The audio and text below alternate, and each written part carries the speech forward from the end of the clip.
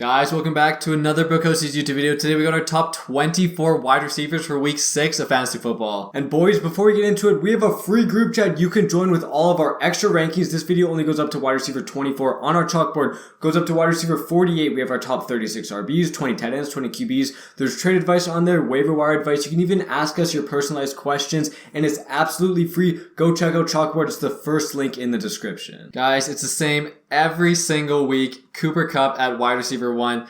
Not much to say here. He is the clear wide receiver 1 in fantasy football. And next up, our wide receiver 2 is Jay Jetta. Same thing as Kupp. Not much needs to be said. Against the Dolphins, good matchup. He needs to be started every single week no matter what. And wide receiver number 3 is Stephon Diggs. He has been amazing this season. And the matchup against the Chiefs, there should be so many points. Diggs could go off in week 6. And our first tier break, our first wide receiver 1 is Jamar Chase. Going against the Saints, Marshawn Lattimore is a tough corner, but we trust Chase can beat him. T. Higgins is questionable, so if he doesn't play, that could make Chase have some more targets. He hasn't been amazing this season, but he's waiting to break out. Every year, Chase can have some insane game. Last year, he torched the Chiefs. He has super high upside every single week. At wide receiver 5, we got Tyreek Hill against the Vikings. Yes, this is assuming he does play. If he is available to play, has great upside. He has been amazing this season no matter who the quarterback is for the Dolphins. And next up at wide receiver 6, we have Mike Evans. Last week he wasn't amazing against the Falcons, but he wasn't bad. But the week before, over 30 fantasy points. He has insane touchdown upside. Against the Steelers, we expect a blowout. Lots of points scored for Tom Brady and the Bucs. Mike Evans is a great start. And at wide receiver 7, we got Deebo Samuel. Started off the year pretty slow, but it's been pretty great recently. Matchup against the Falcons. Falcons have been pretty terrible on defense. Deebo could definitely go off against them. And our last wide receiver 1 is A.J. Brown. He's been great all year. Last week, though, was a bit disappointing. Only around 6 fantasy points. He's still averaging 9 targets a game, getting a lot of volume. This week, against the Dallas Cowboys, could be a good matchup. The Trevon Diggs does get cooked regularly. We do like A.J. Brown. First player in the borderline wide receiver 1 tier is Hollywood Brown. Hollywood has been insane. Last 3 games, each of them over 20 fantasy points. He has been on a tear. Clear wide receiver 1 while Hopkins is still suspended. And the matchup against the Seahawks, they are a tough matchup on paper, but we think that's mainly because their run defense is so bad. Hollywood could definitely go off against them this week. Our next borderline wide receiver 1 is CeeDee Lamb. Against the Eagles, it's a tough matchup. Darius Slay is a good corner, but CeeDee is a great wide receiver. Last week, he did disappoint. The Cowboys were up against the Rams, and they just ran the ball a ton. The 2 weeks before, though, over 20 fantasy points. He still has to be started in every league. And next up at wide receiver 11, we got Chris Godwin. Again, like Mike Evans, it's an awesome matchup. Steelers, I believe, are 32nd worst team in the NFL against wide receivers.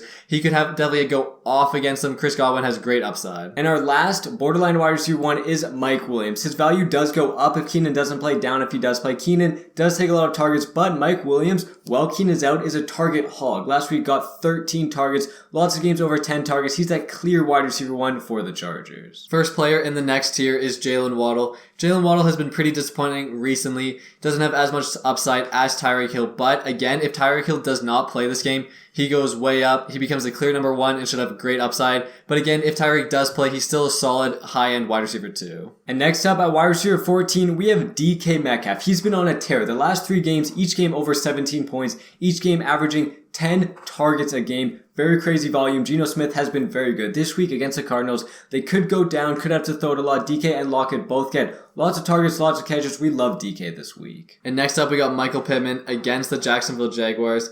This whole offense has been super disappointing recently. Matt Ryan has been awful. Pittman's been pretty bad. But he still does have that upside, which makes him viable as a high-end wide receiver 2 for fantasy football. And our next elite wide receiver 2 is Amari Cooper. If you look at his stats, he cooks at home and he's terrible away. He's put up 4.7 points and 1.9 points when the Browns are away. But when they're at home, Amari Cooper 25, 23, then 20. This week, they're home against New England. When they're home, Amari Cooper is going to get his targets, going to get his work. Hopefully, we'll get in the end zone. He's a great start this week. And the last player in this tier is Courtland Sutton. Yes, right now, he is looking like the wide receiver 1 in this offense, but this offense has been pretty disappointing. Don't really know what you're going to get week to week from Russell Wilson, but against the Chargers, they've been pretty bad against wide receivers, which gives Sutton high upside this week. And next up, our first wide receiver 2 is Tyler Lockett. Geno Smith, again, been on an absolute tear. Tyler Lockett and DK have been feasting. In the last 4 games, Tyler Lockett has been above 13 points. 3 of those 4 games, above 16 points, and 2 of them above 19 points. tons of targets, tons to go around with Geno throwing so many touchdowns, so many yards. We do really like Tyler Lockett in week 6. Wide receiver 18 is Gabriel Davis. As we've been saying, he's going to have his amazing game. He's going to have his super low games. Last week was a blow-up game, over 30 points. It was only on 3 catches. 3 catches, I believe 180 yards and 2 touchdowns. Against the Chiefs, he obviously cooked them last year in Kansas City with 4 touchdowns in the playoff game. It's in Kansas City again. Super high upside. Again, you don't know. You're going to get a blow-up game or a low game. Hopefully it's a blow-up game in Kansas City. And next up at wide receiver 19, we have Christian Kirk. He started off the season super hot, all the games over 17 points, but the last 2 weeks only averaging 5 points per game, 8, then 2. Only 3 targets last game, which was by far the lowest. We still like him as the Jags wide receiver 1 going against Indianapolis. They could have to throw more than they did in week 2. Last time Kirk did play Indianapolis this year, he put up 25.8 points. He balled out. He still is a wide receiver 2 for us. First player in the next tier is Michael Thomas. This is obviously assuming he does play. It's a somewhat tough matchup against the Bengals. They have a pretty solid defense. But if he does play, he's proven to have high red zone efficiency, can get those touchdowns, and could have a solid week in week 6. And right after Michael Thomas, we have Chris Olave. Just like Michael Thomas, though, he is questionable. And both these Saints wide receivers would benefit a ton if Jameis Winston does play. With Dalton, Taysom Hill gets a lot of rushing attempts. Kamara gets a lot of attempts. He doesn't throw the ball too much. If Jameis does play, lots of throwing opportunities. Against the Bengals, we expect the Saints to go down in this game, have to throw it a ton, and love both these Saints wide receivers. And at wide receiver 23, we got Jacoby Myers. He's been a PPR monster basically his entire career. Doesn't score a ton of touchdowns, but he has that pretty safe floor because he's going to get a ton of targets, ton of receptions, around 50 to 70 yards. Last week he had, I believe, 7 catches, over 20 points because he got a touchdown.